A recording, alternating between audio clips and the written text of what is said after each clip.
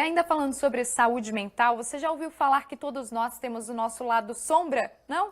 Pois saiba que ele pode ser a explicação de muitos dos nossos comportamentos. Inclusive, ele pode ser o motivo de você aí estar sabotando os seus próprios sonhos. Quem vai explicar pra gente essa loucura do que é lado sombra, crenças limitantes, é a psicóloga Kátia Demenech. Muito bem-vinda aqui ao programa. Obrigada, boa tarde. Boa tarde. Então, muita gente deve estar aí em casa se perguntando o que é esse tal de lado sombra, nunca ouvi falar. O que é isso? Lado sombra é aquele lado obscuro da gente, é aquele lado que a gente não gosta, nem na gente nem no outro. Por exemplo, se eu te perguntar agora, pense em algo que você detesta nos outros.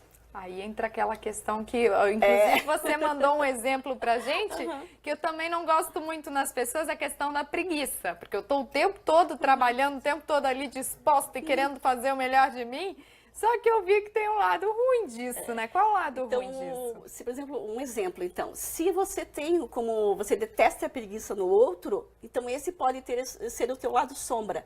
É aquele lado que você não tolera no outro e jamais admite que você tem. Só que você pode levar ao extremo, no caso da preguiça. Se ele é o teu lado sombra, de repente você se torna um trabalhador compulsivo. Você não tira tempo para o lazer, você se estressa, você vai para o lado oposto. Aí ele se transforma em algo negativo para você. Porque esse lado sombra é importante também identificar, né? É importante identificar. Então, uma pergunta básica assim, que dá para a gente fazer, para você identificar o que você detesta no outro, o que você não suporta no outro. Aí você vai pensar e depois em casa você vai refletir. Será que eu não tenho um pouco disso? Por exemplo, eu detesto que a pessoa seja falsa. Detesto gente mentirosa. Aí tu vai pensar, será que eu não fui falsa um dia?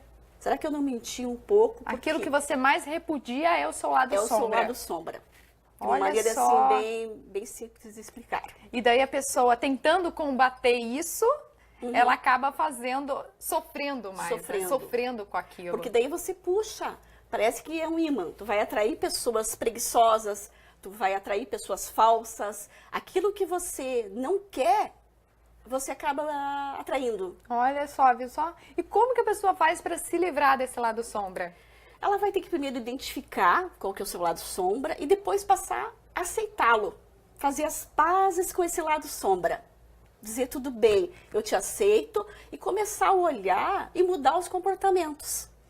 Tentar lidar com aquilo e superar e tentar mudar, né? Tentar mudar. Tentar mudar, que é o mais importante. Que é o mais importante. E agora tem uma outra questão que é a autossabotagem. Muita gente está lá, estou em busca do meu objetivo, estou tentando, mas de repente aparece aquela vozinha lá no fundo dizendo, mas será que tu realmente quer isso? Poxa, tu nem quer, na verdade nem precisa, e começa a se autossabotar, né? Quando é que é preocupante isso? A autossabotagem nada mais é do que aqueles pensamentos limitantes. Ou tudo que é demais. Tudo que é demais acaba sendo assim, numa dosagem inadequada, acaba te sabotando. Por exemplo, muitas vezes a gente pensa crenças limitantes, sabotadores, como coisas negativas. Mas se você for perfeccionista demais, o perfeccionismo pode se tornar um sabotador para ti. Olha, até o que a gente acha que pode ser positivo, pode ser negativo. Porque você começa, nunca está pronto, as pessoas vão te convidar, você nunca está pronto, a tua casa nunca vai estar boa, a tua carreira nunca vai estar do jeito que você gostaria. Então você começa a se cobrar demais e com isso você tem até um certo estresse, uma certa fadiga por essa cobrança interna. E aquela pessoa que é mais agressiva? Também pode ser um autossabotador isso? Pode ser, porque a agressividade demais, ela acaba por estar, de repente, ao invés de aproximar as pessoas, ela vai afastar. Você vai se comportar de uma maneira tão arrogante, tão agressiva, que os teus relacionamentos vão ficar, de repente, abalados com essa situação. Com essa situação. E assim, aquela pessoa que também é autoconfiante. Ser autoconfiante demais também tem um lado negativo? Tem um lado negativo porque autoconfiança demais, talvez, se você for levar ao extremo, você não vai analisar o risco. Então, muitas vezes você vai investir demais numa relação, investir demais financeiramente num projeto, você não vai dar aquela recuada. Tu vai ter aquela prudência necessária que tu deveria ter. Que é muito importante. Então tem que ser tudo assim, ó, Tem que botar tudo na balança, né, gente?